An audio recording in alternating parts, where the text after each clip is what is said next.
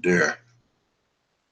Well, I believe I am live, and I'm having a little bit of technical difficulty here. Let me just okay, here we are. There we are. Hello and welcome to live programming here at the More Freedom Foundation. Today we are going to deal with the death of Ali Abdullah Saleh. Ali Abdullah Saleh, if you're not aware, if you haven't been watching my channel, is possibly the most important figure in Yemen, even today, or at least he was up until a day or two back. He has ruled Yemen in some capacity or been deeply involved in the politics of Yemen for 40 years. It's a tremendously significant political figure, and it was honestly shocking. Having looked at Yemen in some detail for about 6 months now, it was shocking to wake up yesterday and find out that Ali Abdullah Saleh had been killed. I think I can't remember whose tweet it was, but somebody said that this is not a surprising end for Ali Abdullah Saleh, but still shocking. The man led an extraordinary life. It's interesting to sort of start this off. I'm not exactly sure how I feel about Ali Abdullah Saleh. Objectively, this guy is a bad man. This is a guy who ran a desperately poor country, Yemen, for his own benefit for about 40 years. But he's also kind of an extraordinary figure. He's a great man in the sense that you can only be a great man in a terribly suffering country, because Yemen was not particularly well developed, because the way that it was governed was done in such a ad hoc fashion. His Saleh's accomplishment was very large. He was able to truly dominate the scene in a way that you really don't want a person to be able to dominate the scene in your country. It's incredible. Just sort of, I think Game of Thrones is a metaphor that's used way too much. But it's a very helpful metaphor. It's sort of describing the way that managing politics can be cutthroat and vicious and corrupt and crazy. And Saleh was an amazing player. I mean, he was a president, but Yemen is a country, as I've described in some of my videos, where you have some power relations and some things that are very modern, and you've got some power relations and some institutions that are exactly the same as they were 1,000 years ago. Not exactly the same, but it's and Saleh somehow managed for 40 years to stay on top of this for all of it, and it was quite an impressive achievement, quite an impressive life. Not a good man, but an interesting one, a very interesting one. And as of yesterday, he is gone. He was killed by the Houthis, a group that were his enemies and then his allies, and then for about a long weekend, his enemies once again. And they were the people who finally got Saleh. What's interesting is over his 40-year career, just looking at how many different people,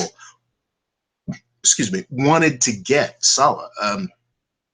At one point, he could count both the United States and the USSR as his enemies at different points.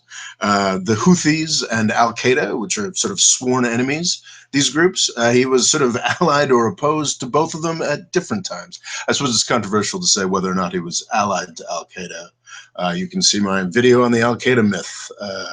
I think it was Yemen 4 that sort of traces through that.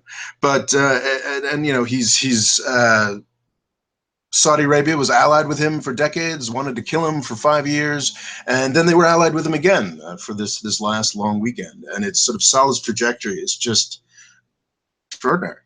He's a truly incredible individual. It's sort of the kind of historical figure you don't get much in the 21st century anymore, and now he's gone. So I think we should probably review what Saleh did. So Saleh came to power in 1978 as the president of Yemen. He was a powerful figure in Yemeni politics before that. Of course, you don't go from nothing to being president. There was a great, I think that was in the BBC, I read this great quote about, wasn't a quote, but it was apparently a CIA station chief, said in 1978 when Saleh came to power that they didn't expect him to last for 6 months. Because that's the kind of place that Yemen was back then, and to a degree still is today. 2 of 3 of Saleh's predecessors as leaders of North Yemen were assassinated, and at that point, South Yemen was a separate country, and within a year or two of Saleh's accession to power, the leader of the South had been assassinated as well. So nobody expected Saleh to last very long. He didn't just last the country of North Yemen. In 1990, he sort of oversaw and took the direct benefit of reuniting North and South Yemen. There was, of course, great negativity around that. I think the main place where Saleh's death is being unequivocally celebrated right now is in the South, because there was a great deal of repression involved in South Yemen's being wrapped back into the country. But it is worth pointing out that this was a guy that nobody expected to last more than 6 months, and he ended up reuniting North and South Yemen, putting 2 countries back together. From then on, he was the president of the United Yemen all the way from 1990 until 2012. It's in 2012 that this story gets tremendously complicated. The Houthis were an insurgent force in Yemen from 2004 on. So Saleh actually spent decades, a decade, trying to crush the Houthis and trying, quite savagely to wipe them out. So when he lost power as sort of a follow-on of the Arab Spring thing in 2011, 2012, Saleh managed to strike a deal that allowed him to stay in the country, which I would imagine the people who struck that deal now see as a bit of a mistake, and not be prosecuted. So what he did after being out of power since 2012 was he struck an alliance with the Houthis, the insurgent group that he had been fighting for all these years. And it was Saleh and the Houthis that have controlled North Yemen for, I think, the fall of 2014. They took the capital, Sana'a. Apologies for any pronunciation.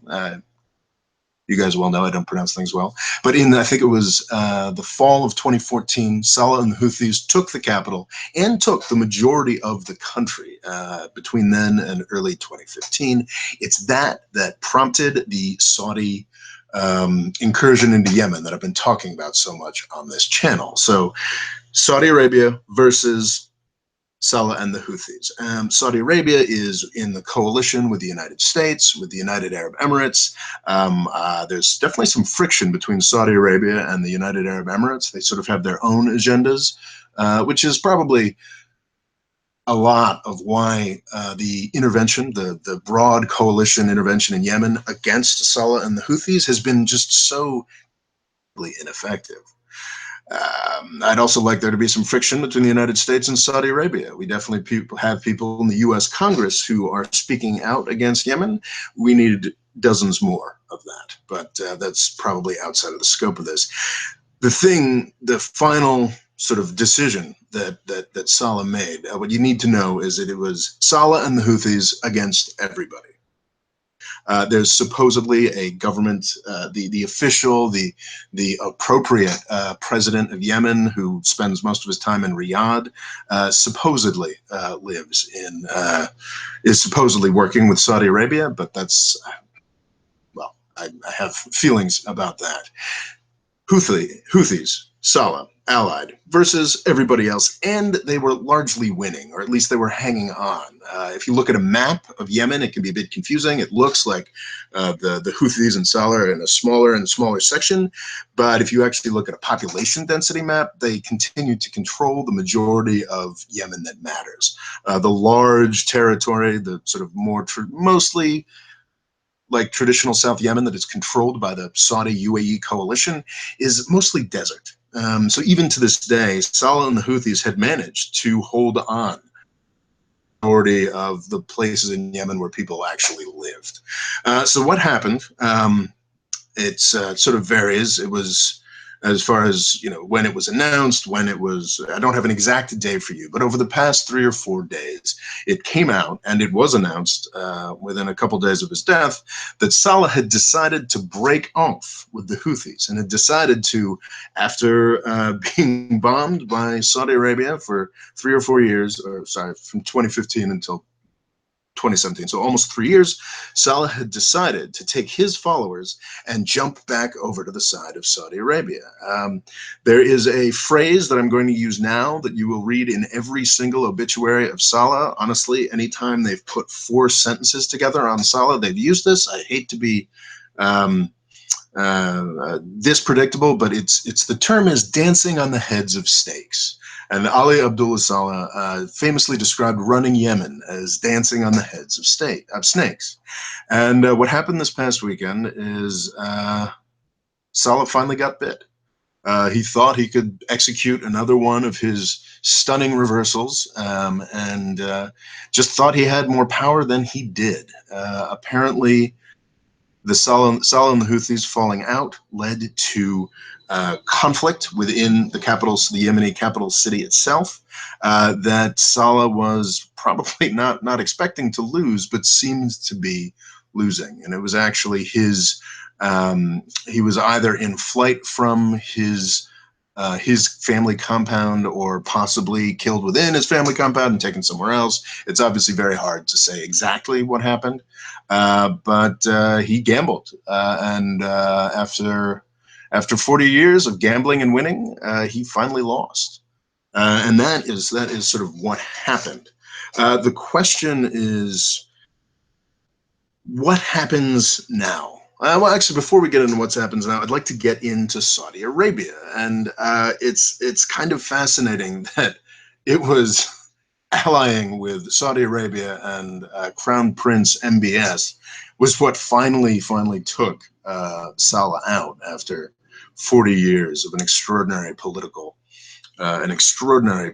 career. It's really tempting to go for the reverse King Midas interpretation with Crown Prince MBS, the sort of power behind the throne. Well, not even really behind the throne anymore. His father's in charge, but nominally in charge. But it seems like Crown Prince MBS has been running things. It seems people talk about his reverse Midas touch, that everything MBS touches turns to shit.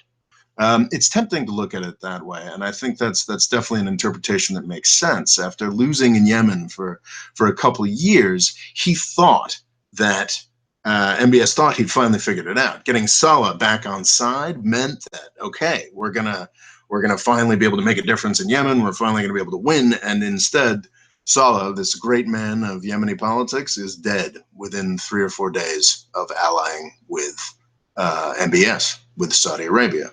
Now, that's sort of the interpretation. What was my instant reaction? I'm like, oh, look, there we go. Saudi Arabia screwed up another one.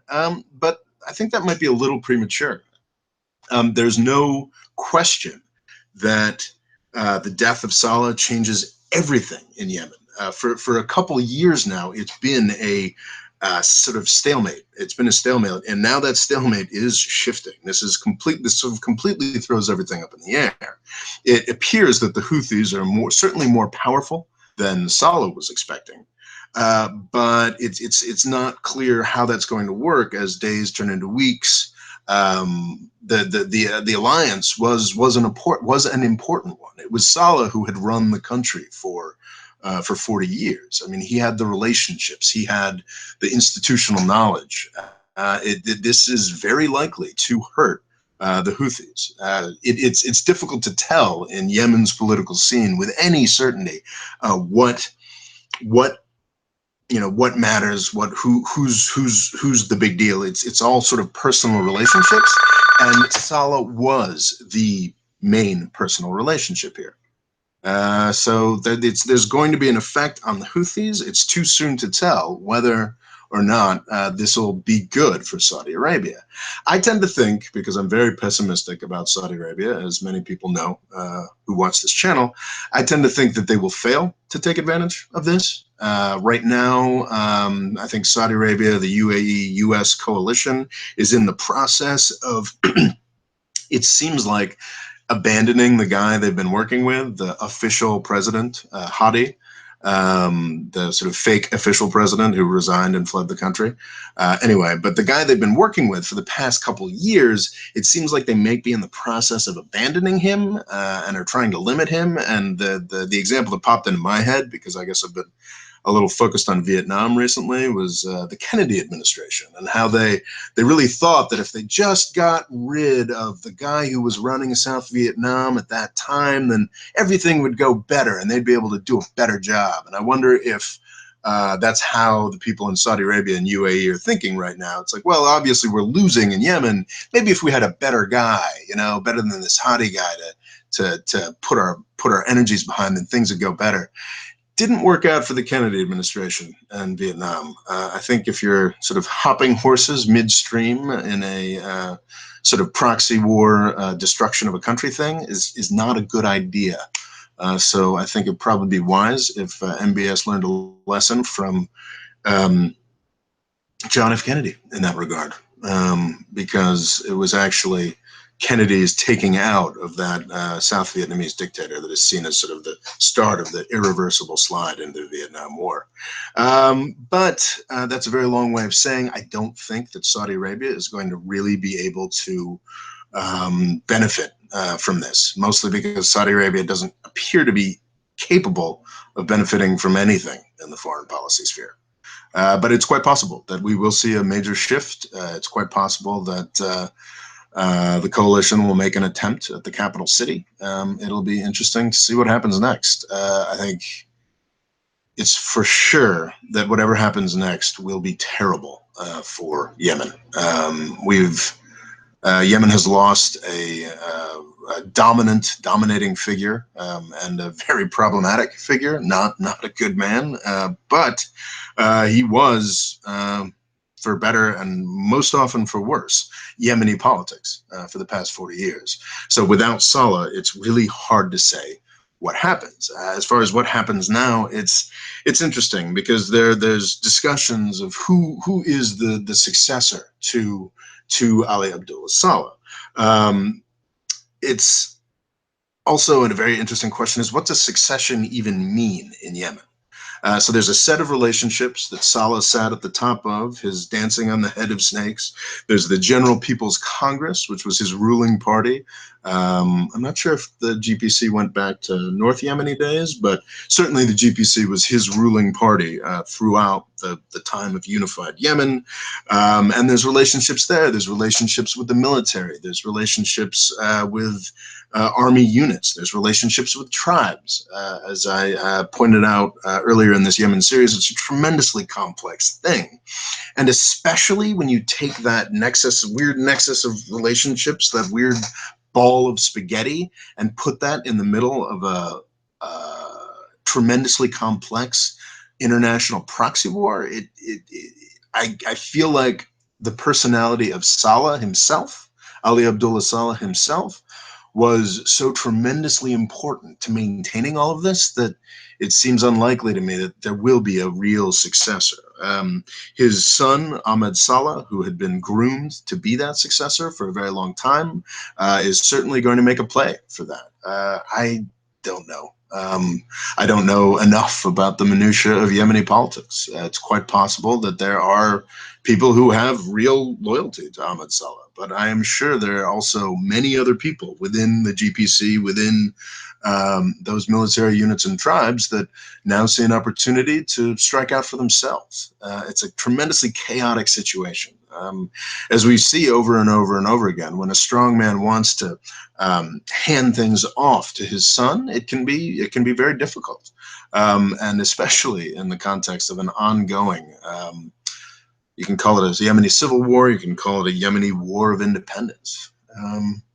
So yeah, it's crazy stuff, and I think that's the majority of what I have to say about Yemen today. It's really hard to predict.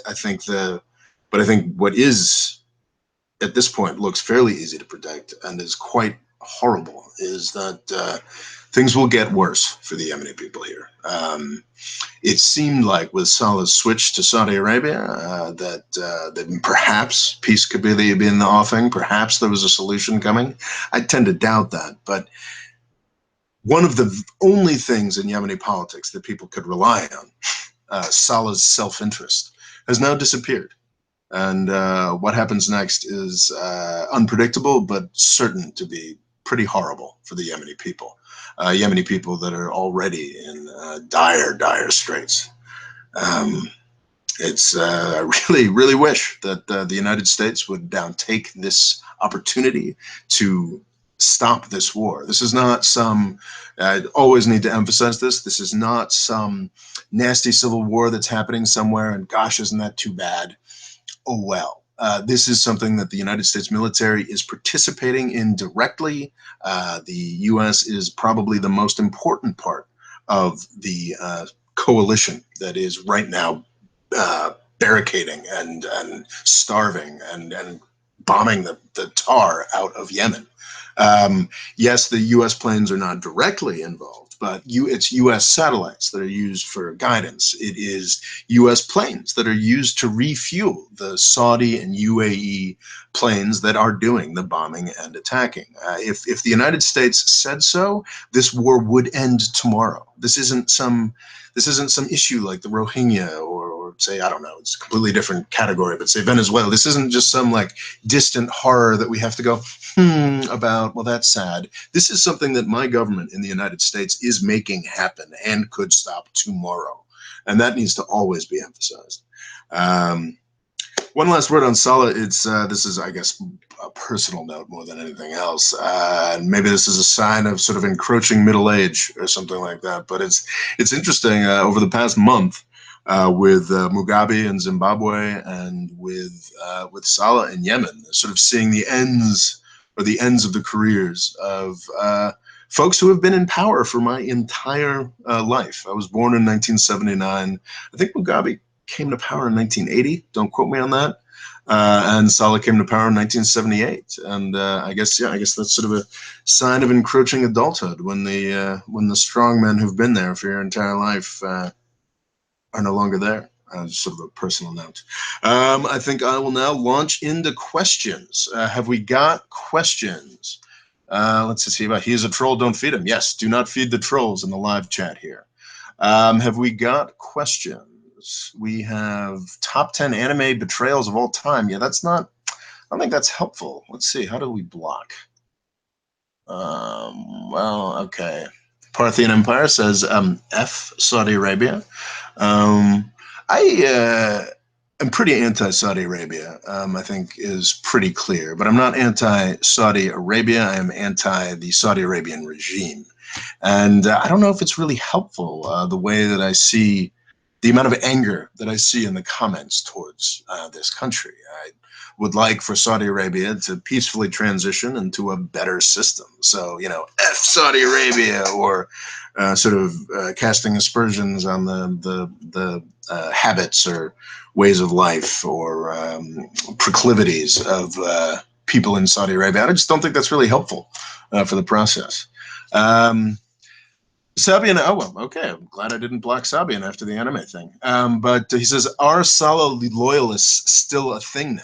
And the answer is absolutely. Now, I can't claim to be a Yemen expert. I'm an amateur who's sort of, just sort of looked into this and become fascinated by the country. So I don't have the in-depth knowledge there. And yes, of course, Saleh loyalists are going to continue to be important. But how loyal are they going to be? Are they going to be loyal enough to sort of pledge allegiance to his son, Ahmed Saleh? Some of them might be. Are they just going to sort of knuckle under and say, well, okay, that was odd. Let's deal with the Houthis. These are decisions that are going to be made on a group level. They're going to be made on an individual level. And that's sort of part of the incredible complexity of this war. I would say any war in the region, but I'd even say any war in the 21st century. I mean, this is not, this isn't a game of risk, or I don't know, I've never played Risk, but this isn't This isn't some 17th century or 18th century, not 17th century. This isn't some 18th century war where there's, a number of playing pieces on the chessboard, and oh well, the queen has died. Well, what will go? Where will people go? It's just more complicated than that, and that's why it's even for really, really well versed Yemen experts, it's almost impossible to predict. But yes, Saleh loyalists are very much still a thing now. What that means, nobody can really tell. Um, what the U.S. stand of Houthis? Well, the United States is very anti-Houthi. I've talked about this in detail recently and how that doesn't make a lot of sense.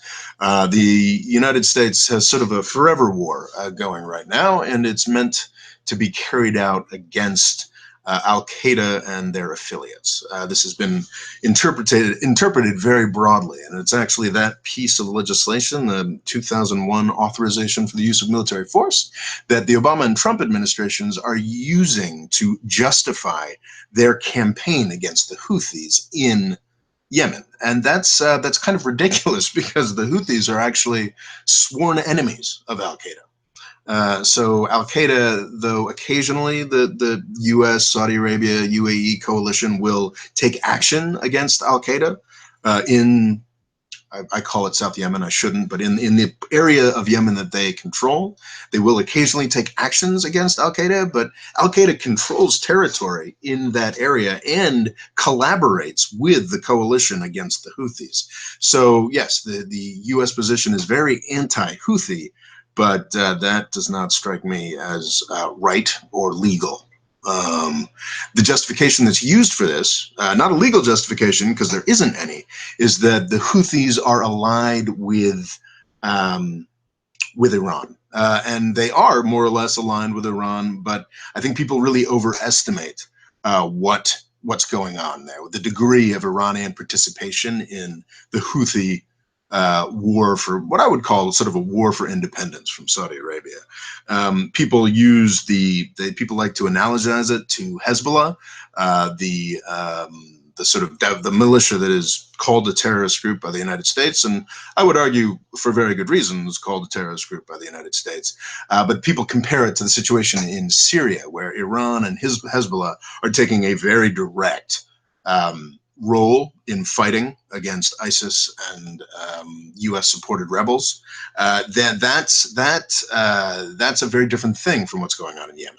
Yes, the Houthis are definitely, and more as the war continues, getting support and arms from Iran. But the idea that there's some direct, really deep direct connection here, or that the Houthis are taking orders from Iran, is a bit of a fantasy. Though it's becoming, like I said, that relationship is becoming closer the longer this war goes on. So I'm not somebody who particularly worries about Iranian influence, as you can tell if you check out other videos on my channel. I think that if I were somebody who cared about Iranian influence in Yemen and wanted to decrease it, the first priority would be stopping this war as soon as possible, because it's a free gift. As with much of what the United States has done in the Middle East for the past 15 years, it's just been a free gift, endless free gifts for Iran. We invade Iraq and take out Saddam Hussein and essentially give the country, that's probably a little unfair and exaggeration, but definitely gave Iran incredible influence in Iraq for free. That's what we did in Syria. Assad was always aligned with Iran, was always sort of quasi-allied with them, but because of the insurgency we created in Syria, they are now much more influential. And Yemen is nowhere near as far along on that spectrum. It's hard for Iran. Iran just doesn't have the direct access to Yemen that it has elsewhere. But we're certainly encouraging that as well. We're creating a Houthi-Iran connection that didn't necessarily exist before. Okay. Will Saudi Arabia and USA dare to attack Iran if they continue to lose in Yemen? That's a very interesting question. I think, once again, not an expert on anything, just, smarter and better about this than anyone in the US government. I think that the idea of an actual attack on Iran by the U.S. and Saudi Arabia is very, very, very unlikely. I've heard stuff. I don't know how much to credit it. That like sort of war games on that are don't actually work out very well for the United States. It's difficult to do a sort of amphibious invasion of a place. The United States is now in a place where, in a position where we've got our destroyers and ships running into things.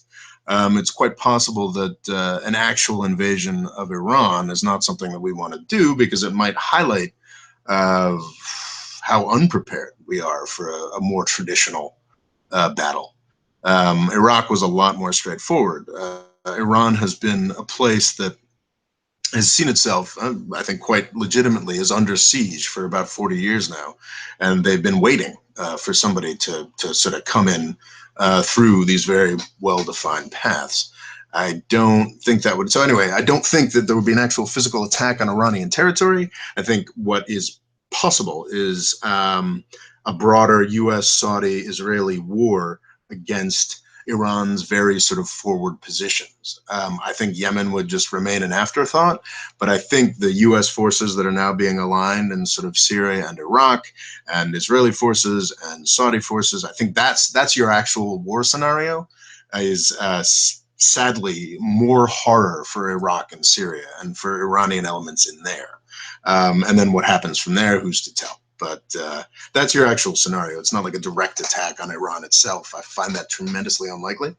But who's to say? I'm actually becoming a little more optimistic. Might do a video on this. Trump likes to talk a lot of shit.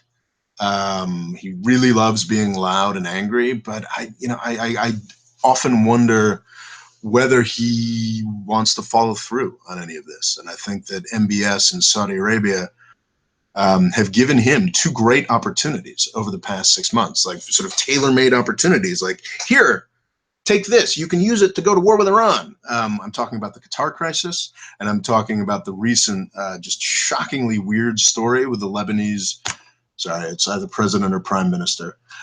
Just in the past month or so, both of these were great opportunities for the United States to go, okay, let's go to war. And I think my hunch, might do a video on this later. I could be completely wrong, could be completely disproved tomorrow or the next day. But I kind of wonder if Saudi Arabia and MBS might be learning a lesson that many have learned in New York and many are learning in the United States, is that you should never rely on Donald Trump for anything. And I feel like the Saudi Arabians might end up getting burned in their expectation that Trump was going to give them that war against Iran that they desperately want. Okay, more questions. Freedom, have you heard of the Iranian embassy in Yemen being attacked? I have not. I will look into that. Sorry.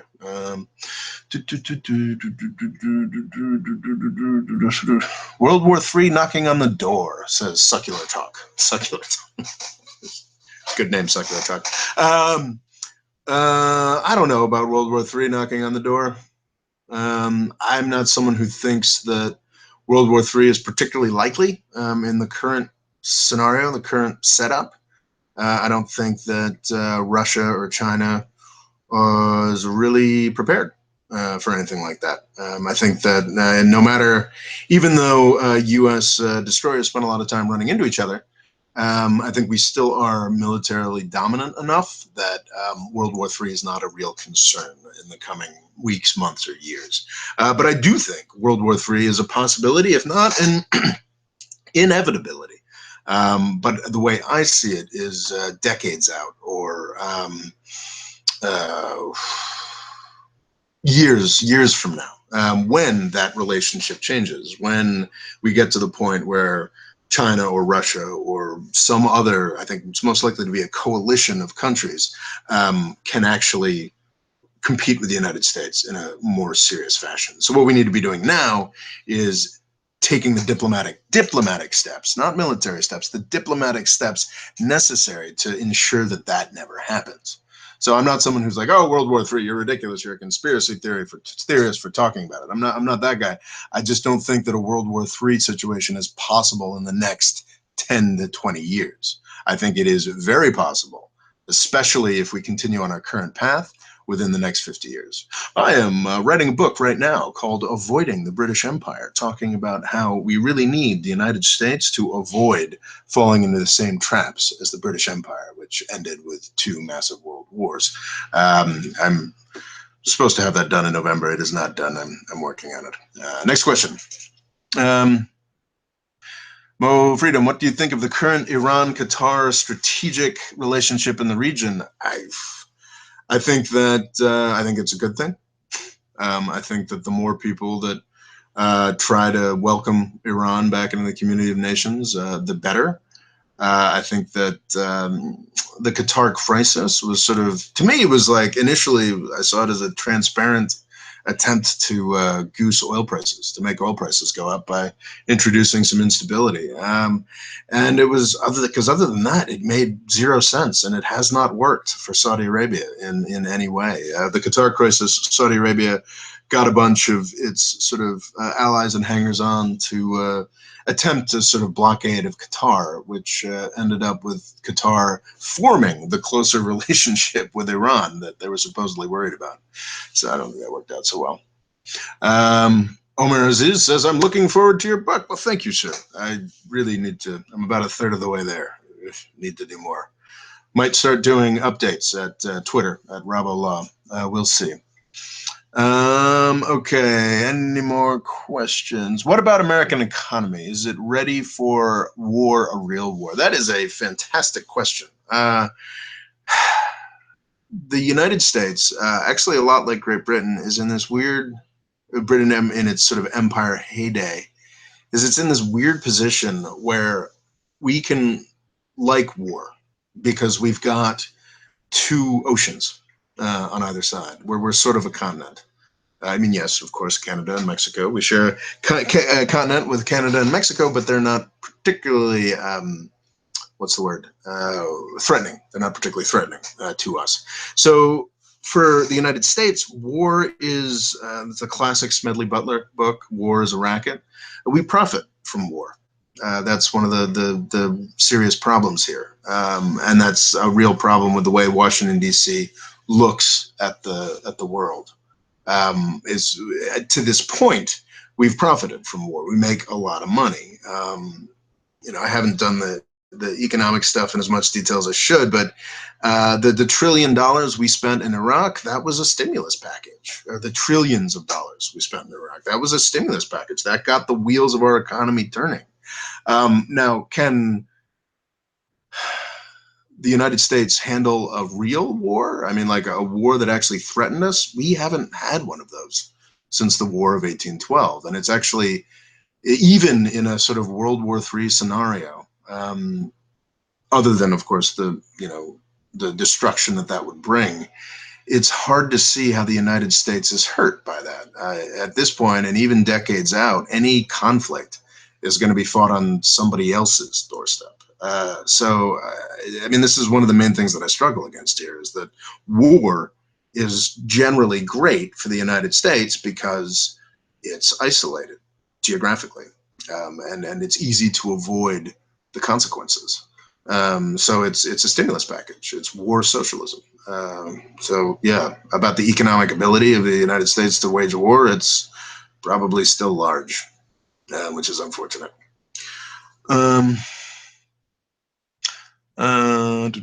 Yes, Joey Canore, I agree that World War III will not happen in the near future, and it most likely will be a resource war. I think the resource issues, sort of peak oil, water, this, that, and the other thing, I see so many technological solutions to that. But if we manage to screw up the world system that we've got right now, which I think Trump is definitely trying to do, then yes, I think a resource war becomes a potential. It's like with famines. The only famines you had in the 20th century and the 21st century are political issues, not actual lack of food issues. I mean, yes, it's a lack of food, but it's not because of a potato blight or some new bug or disease takes out everything. That can be a factor in it, but it's usually a political issue. It's because there's a war that's keeping these things from happening.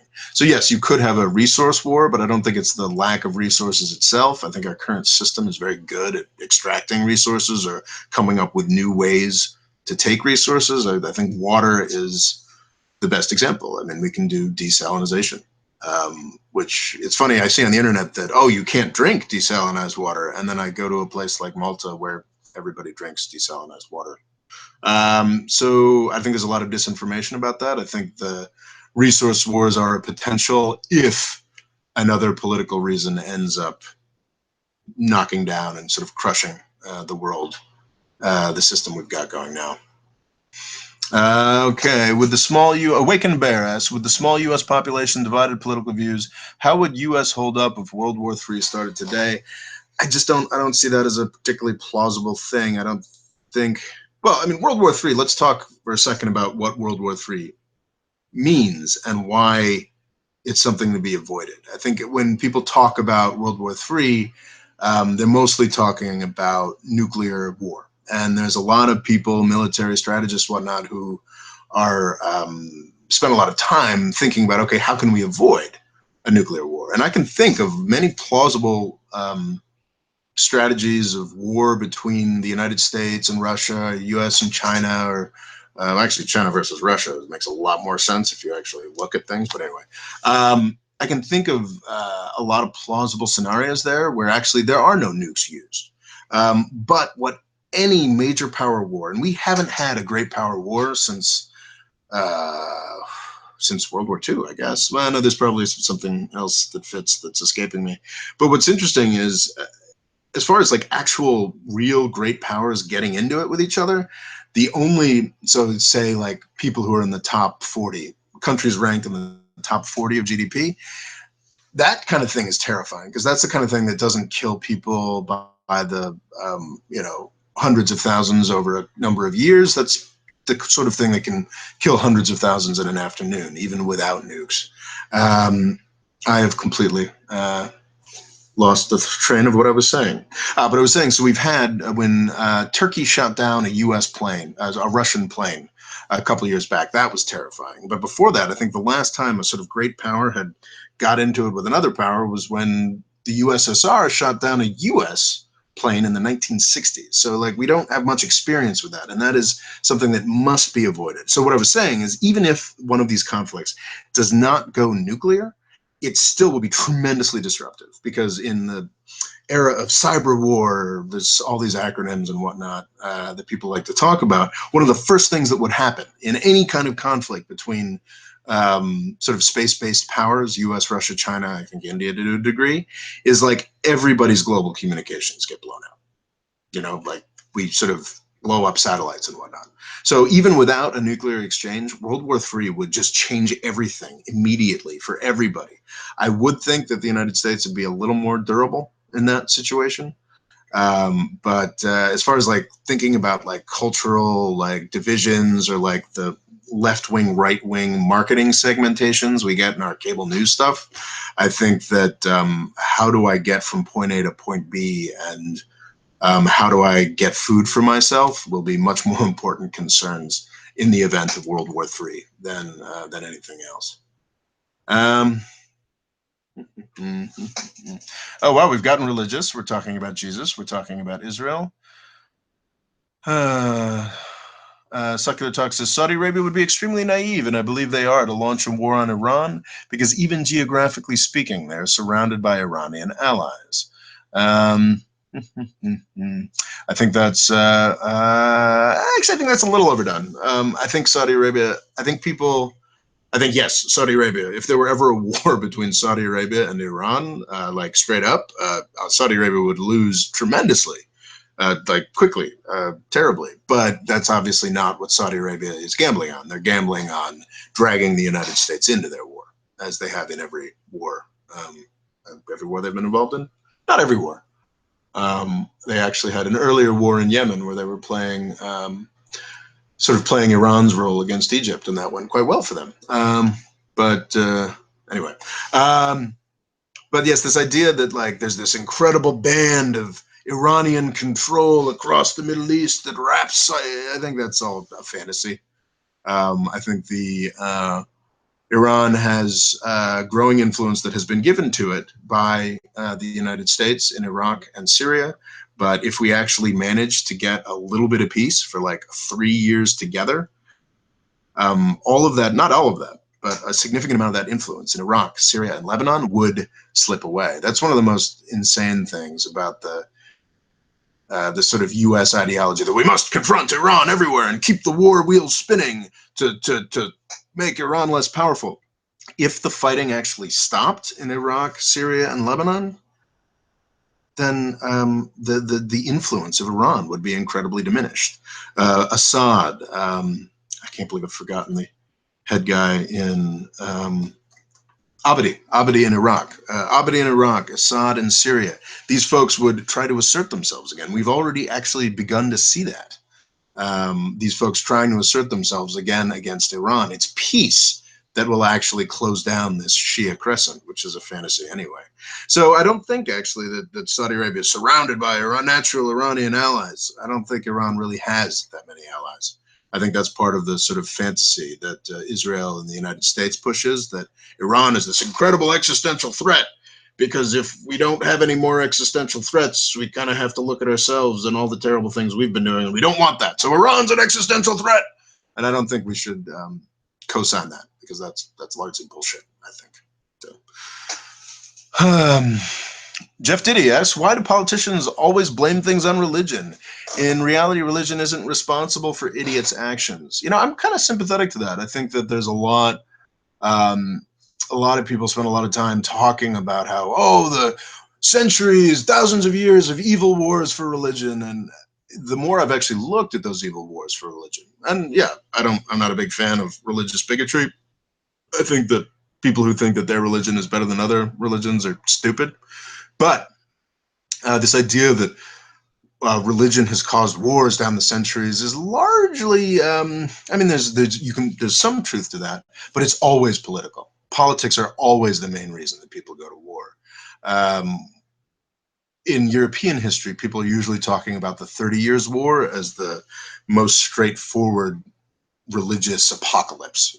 This happened between 1618 and 1648, and somewhere between a quarter and a third of the people in Germany were killed during this 30 Years' War. And that's always the great example of religious lunacy and how evil it is. But if you actually look at it, it's mostly politics. It's mostly princes and kings fighting against each other for land. And you've got the Catholic French helping the Protestants against the Catholic Austro-Hungarian Empire. It's always politics. I mean, I'm no fan of religion. I've never really been able to buy into any organized religion myself. I find it interesting and whatnot, but I kind of think the idea, just like atheism, actually, I think the idea that we can know with any certainty what God wanted, or if he exists, or if he doesn't exist, I find all of that kind of silly.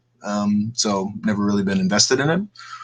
I mean, yeah, so anyway. Okay, Watch Me TV says wrong. Okay, thank you, Watch Me TV. Lamar Green, no. Okay. I'd rather get off the religion here. If anybody's got some questions about Yemen or the region more broadly, or I don't know, questions for me personally, whatever. We've been going for 48 minutes now, so it's probably about time to wrap up. We'll definitely wrap up by the 60-minute mark. So what do we got? Any questions? Martin Stanley says, "You a fool." Martin Stanley, okay. Martin Stanley has compared Yemenis to rats. I have this incredible, what's this? Yes, I can block. And Martin Stanley, for calling Yemenis rats, for dehumanizing people, I now declare you blocked. Goodbye. Yes, that was very satisfying. Okay, does anybody have any questions?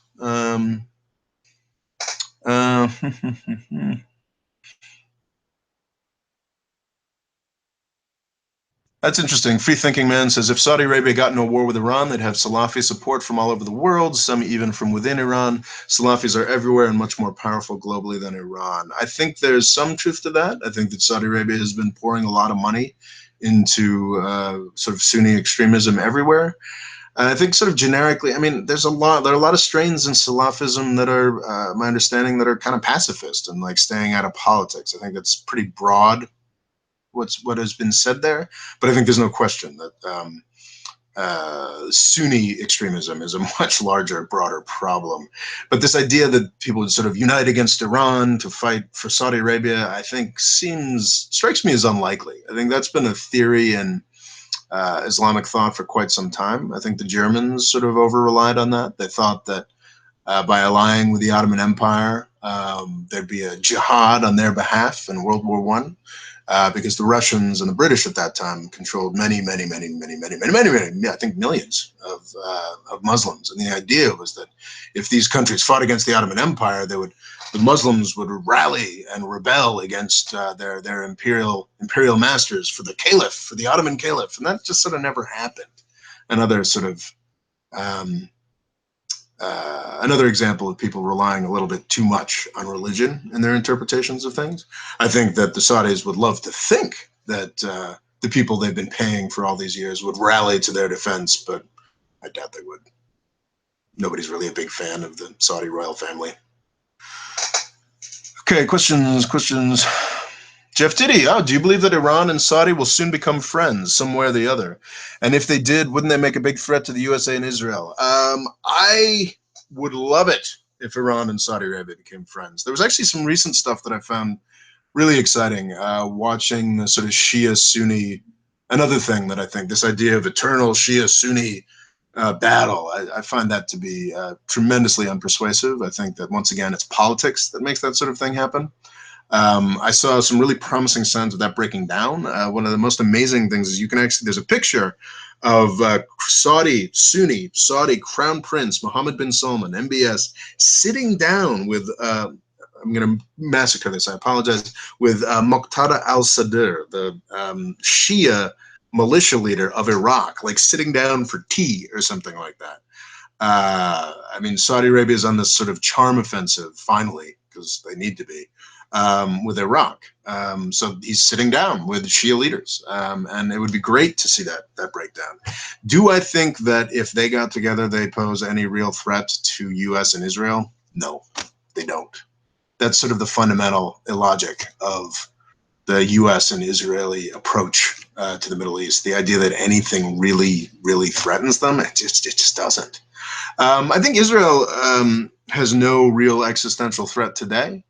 But if they continue acting, as with the U.S., if they continue acting the way they're acting now, then yes, they're definitely building up serious vulnerabilities in the next couple decades.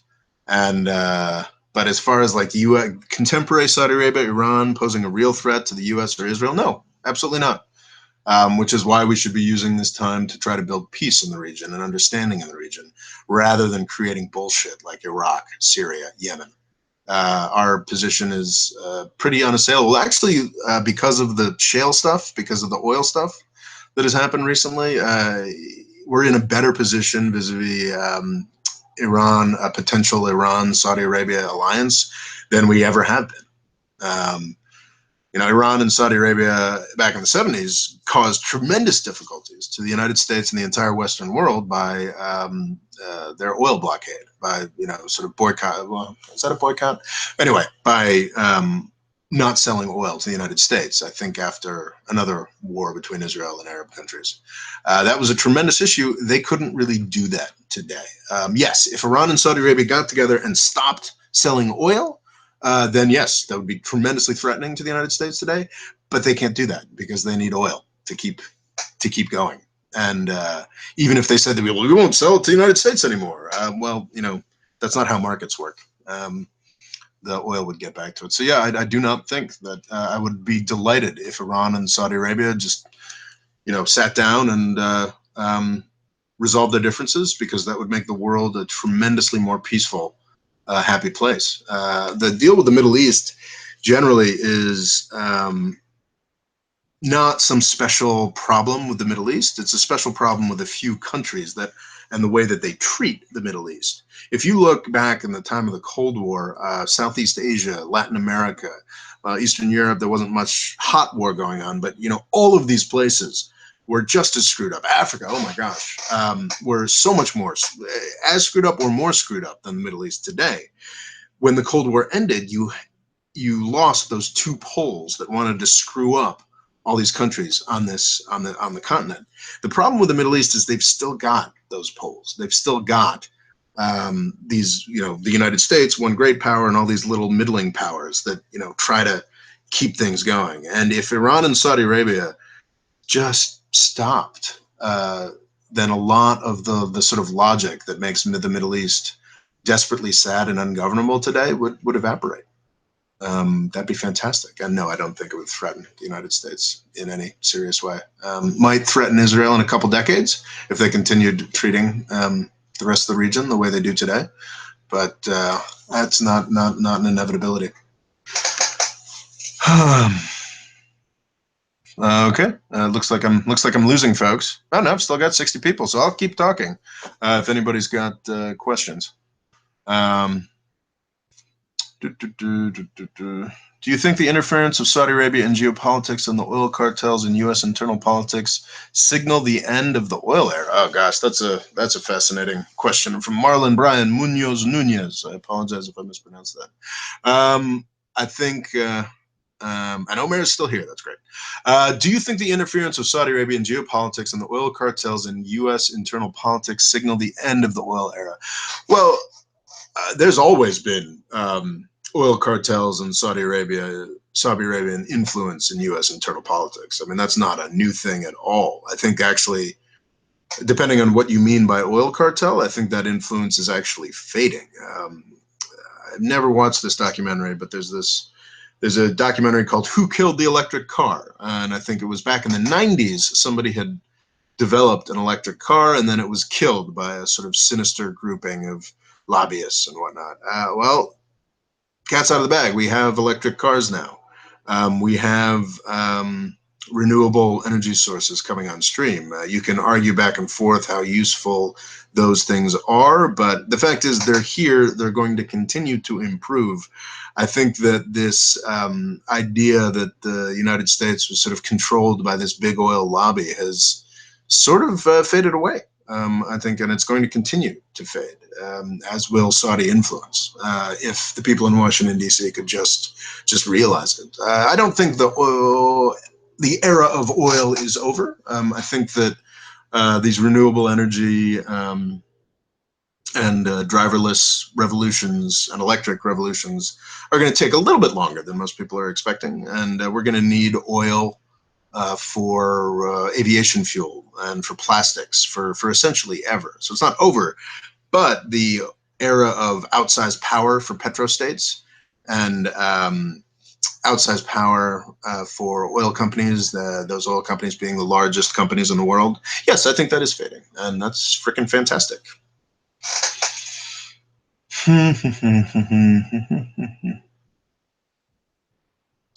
Do you think Iran is serious fighting Israel because that's why these military groups follow them? Is it just trick? Oh, that's interesting. Sorry, that's Yusuf 994116. I think Iran's position towards Israel is something I think about a lot. I think Iran is a country that desperately needs friends, has really, honestly, perfectly happy saying this, has heroically stood up to the United States for 40 years.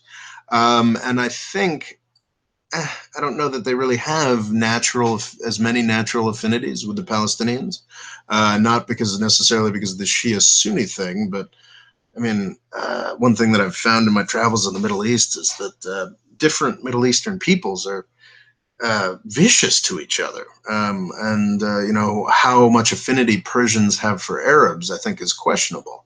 I know that Turks don't like Arabs much. So I think with Iran, I think they saw, because they need friends, they saw that it was a good way to make friends in the region, was to sort of set themselves up as tremendously anti-Israel and tremendously pro-Palestinian. I honestly think that if Clinton wouldn't have continued Obama's trajectory, but if we'd had another 4 years of Obama, another 4 years, which I would not want, absolutely, of course not. Changing power is very important, as the topic of Saleh should make clear. But if we had a real successor to Obama, and the relationship with Iran, yeah, I bet Iran's support for Israel would have fallen away, because it's only with the constant threat of the United States destroying Iran that Iran needs that sort of public relations gift in the Middle East of being anti-Israel. So I think it would have been actually very easy to carve off Iran, maybe not in a 5-year time frame, but a 10, 20-year time frame. I don't think Iran's loathing of Israel is sincere. I think it's a way to make friends in the Middle East. And I mean, not that there's not a real injustice there that you can be worried about, but we're talking about politics here, not justice. Okay, have we got a question? We are coming. Oh gosh, it's been an hour. So have we got questions? Nico Nishta, automation. Are we all going to starve? I don't think so. I don't think automation is going to starve everybody. I don't know, maybe, but there might be room for basic income or something that might cause real changes. But that gets way off the topic, and I don't have any really fully formed ideas on that right now. Questions? Metron 2 brings up one of my least favorite topics. Do you think there will be any real fundamental change in the Kurdish political position now that the threat of ISIS has waned, or will it continue just getting the short end? Yes, I do think there will be a fundamental change in the Kurdish political position. Not too sure about that. It's a British terminology, but it won't be for the better. I think they will continue to get the shorter end, and that end will get shorter. Did I say that right? The Kurds, I've said from the beginning, this is why I don't cover them a lot here. It's just their inevitable betrayal by the United States. I think is already sort of happening. I think if Iraqi Kurdistan plays its cards right, it will retain its independence. I think even Syrian Rojava, is that the term we use? I think there's a lot of real possibility for holding on to their autonomy. But as far as the sort of dreams that people got caught up on of sort of Kurdish independence and this, that, and the other thing, if that gets pushed further, then the Kurds will probably get smacked down pretty hard. Because if there's one thing we know about the United States is it loves to betray the Kurds. So yeah, and the fact that with the end of ISIS, the United States doesn't really need the Kurds anymore. We're going to start spending more time paying attention to what the Turks and the Iraqis and the Iranians think. And none of those countries that are more important to us long term want an independent Kurdistan. But there has been progress. I mean, the fact that there is an Iraqi Kurdish homeland, there is a Syrian Kurdish homeland. I mean, this is progress for the Kurds. But no, things are not going to get better for them with the end of ISIS. Things are going to get more tenuous, more fractious, and Kurdish leaders, I think, have to be very careful right now, not bold as they were recently in Iraq and lost out rather largely.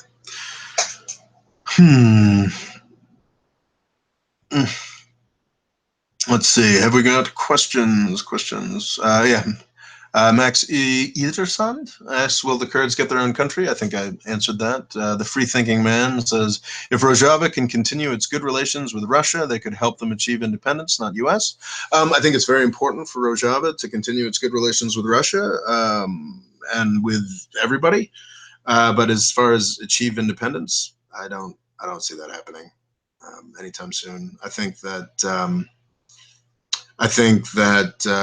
it's always been very interesting, the relationship of Rojava, the Kurdish section of Syria, with Assad. I think if they can figure out a way to continue that positive relationship, then there's a possibility for Rojava to maintain very real autonomy. But Syrian Kurdish independence is not something I see this decade. Now that ISIS is, Jeff Diddy asks, now that ISIS is kicked out of Syria, what do you think the USA will do next? Will they try to declare war on Syria through Turkey? I don't think so. But what I think they will try to do is, I think the United States will try to hold on to its bases in Syria and Iraq, try to dig in further. What would be amazing is if, in sort of diplomatic terms, everybody could get together and kick him out. I think it's possible, but that's just not going to happen. No, it's not possible, which is sad. I think that U.S. base there in Syria will act as a sort of constant tripwire. It's basically those guys are basically just put there to die. The hope, I think, with U.S. policy planners is that Iran or Hezbollah or Assad, I don't think Assad is dumb enough, would try something against that base in Syria. I think that's the hope, because then of course the United States has the ability to not the ability, but can use that as a justification for a broader war against Iran, and that would be very sad. So it is interesting. Like, what does the United States do now that their main use of military expenditure has evaporated? Yes, the United States, I think that's a very cynical instinct, but probably correct, that the United States is now looking for a new enemy and somebody else to screw with, which is sad. But hey. All right.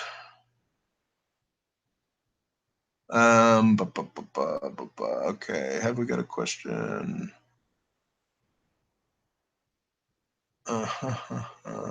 Conflict Inspector is very angry that I talked about betraying the Kurds and talking about how support for the Kurds betrays the Iraqi constitution.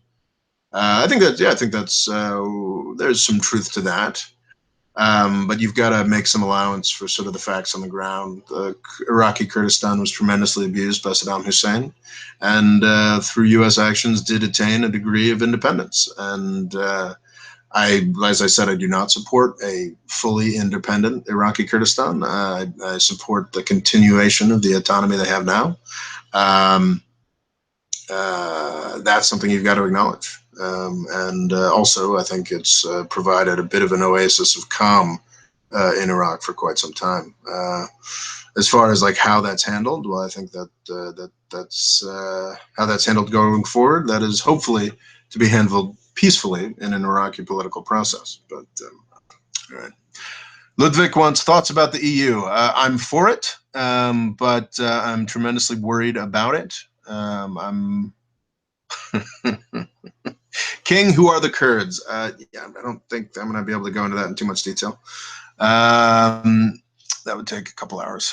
But yeah, thoughts about the EU. I am for the European Union. I think that it's been a tremendously mismanaged opportunity, but I think that European unity is tremendously important towards long-term peace and success of the human race. Europeans have a pretty nasty history, so I am pro-EU. I'm tremendously worried that if Macron, did I say that right? The new French leader doesn't figure things out, that will actually 4.5 years from now, there'll be another French election where anti-EU forces win. So I think EU is tremendously useful for world peace and has a very limited runway left. So worry about that. Okay, King, who are the Kurds? The Kurds are a stateless people with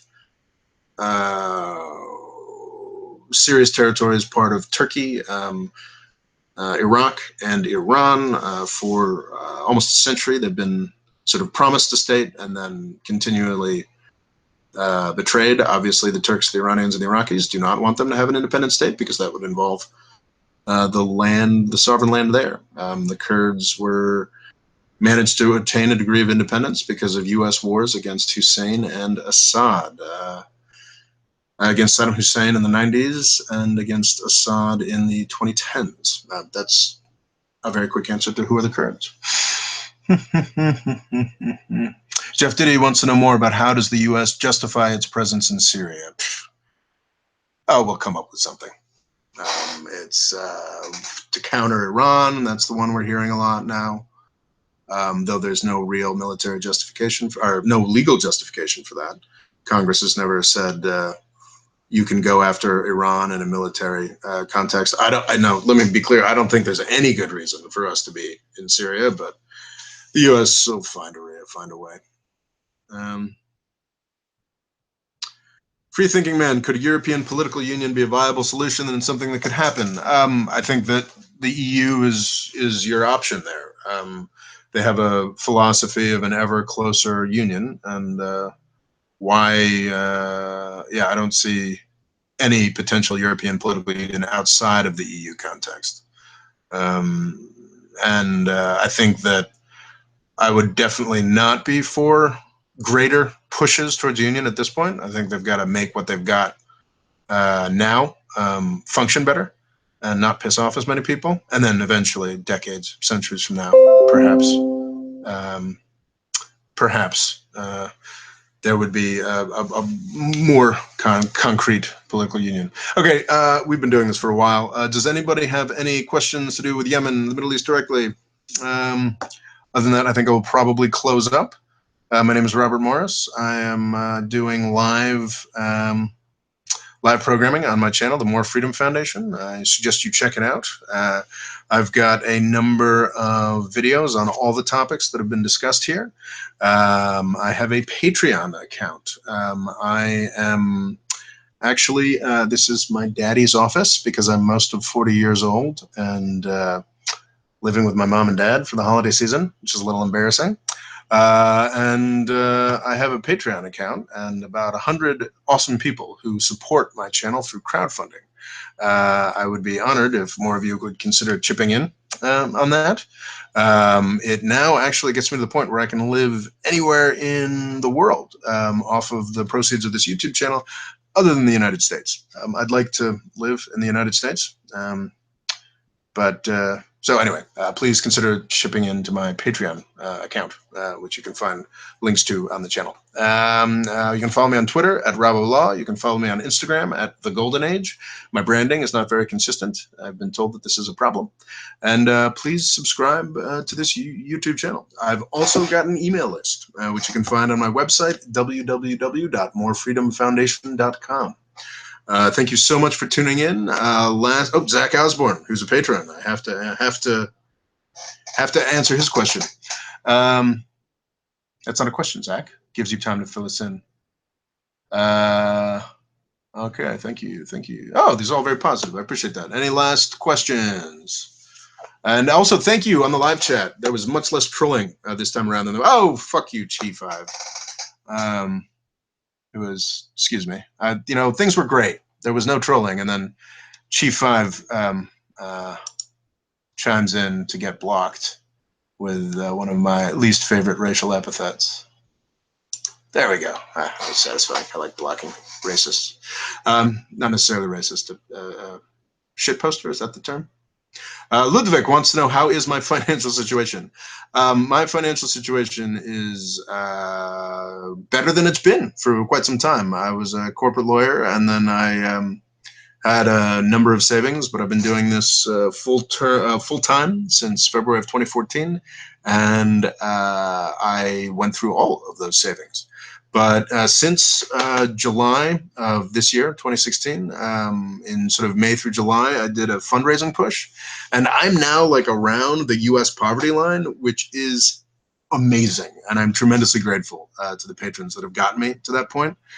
Because when I'm in the United States, I'm not doing very well. My financial situation is not very good.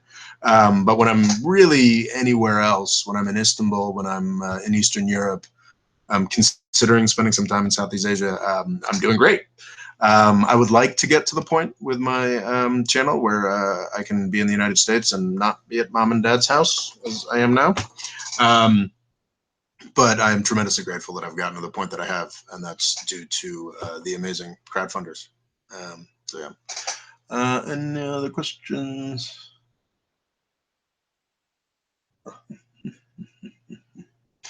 Okay. I am not currently living in Istanbul. No. I have lost the ability to do so.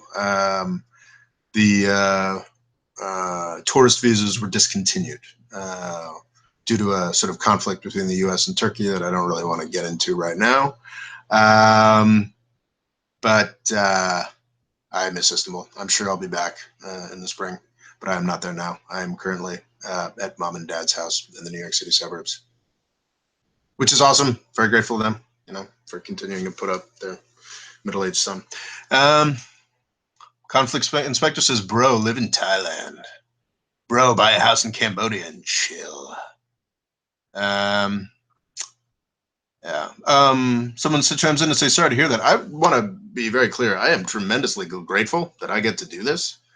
This is, I'm, complaining a little bit about, I have an amazing life doing something that very few people get to do, which is exactly what I want to do. And I'm tremendously grateful to the people who helped me do that. So yeah, there's no need for pity here. I just, like a little more help at Patreon. Nothing to feel bad about here. Orwa Barakat wants to know my view on the current political situation in Turkey, which would be an entirely other video. And where we need to wind down. Do you think Saudi Arabia giving more freedom and leaving Islamic coverage will turn people on them gradually? Yes, I do. I've got some videos on this topic. I think Saudi Arabia surprised me if you go to the videos thing. Yeah. Okay. Thank you guys so much. I think you've heard my spiel. You've watched me talk about this. Ali Abdullah Saleh, rest in peace. We shall not see his like again. It'd be great if we did not see his like again. Truly an extraordinary figure. Not a good man, but a very interesting one. And it's interesting. All right. Thank you guys so much. Please subscribe. Please consider looking into my Patreon thing. And thanks for bearing with me for an hour, 45 of you. Thank you kindly. I've got to figure out how to turn this off. There we are. Thanks so much.